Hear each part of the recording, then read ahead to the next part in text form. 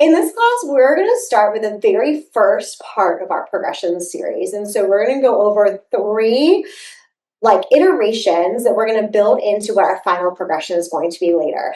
Now, these are going to start off at our most basic fundamental level of our final progression. So what I would encourage is finding the dancer's placement first with just a very solid beat that feels good speed for them. And then I would love to really challenge the speed so that they have to challenge their system to prep faster and faster. And that's going to start to feel unnatural and maybe even start to look a little sloppy. And what we want to do is say, okay, this is where kind of the weak spots are. When we go fast, let's bring it back down and let's break it down so that when this basic fundamental series gets more challenging, that foundation for it is all there. So we're going to start out with the first part. Caroline's going to start in first position. She's going to go into a deep second position chasse. She's going to draw her legs together in first position releve. She's going to go back to second position chasse, and she's going to do a half turn to that first position facing the back. Now it's going to go down with the left leg this time, chasse, up first position, down into her chasse again, and half turn back to the front. Good. This is going to be part one of our exercise. All right, now taking it to part two. Caroline's going to start on this far side again. She's going to go into the chasse. She's going to draw it up to her first position again.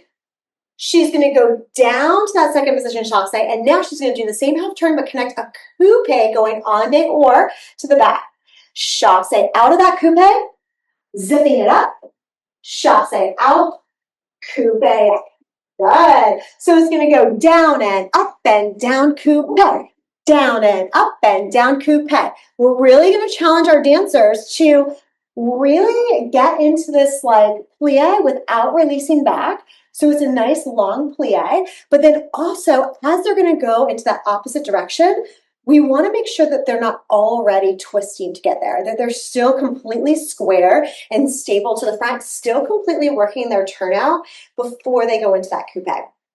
Now, part three, Caroline is going to take us into a chasse, which is going to go into a chaîné. She's going to chasse on every 1 and every 5. So it's going to go chasse 1 and 2 and 3 and 4 and 5 and 6 and 7 and 8 and staying on the same side. So she's going to show us to the right specifically. 6, 7, 8. 1 and 2 and 3 and 4 and 5 and 6 and 7 and 8 and 1. There we go. So your dancers are going to go at a nice speed on the first side, and then we're going to challenge that speed the next time they go around, right? Working that on both sides. So we finished this week out on that chaîné series. Next week, we are going to pull the series in to what our next progression is. So practice the chasse into your first position, practice the chasse into your first position, taking it into coupe, and practice your chaînés through chasse, getting a nice speed. And then we are going to add on to that all next week in our following series. See you there.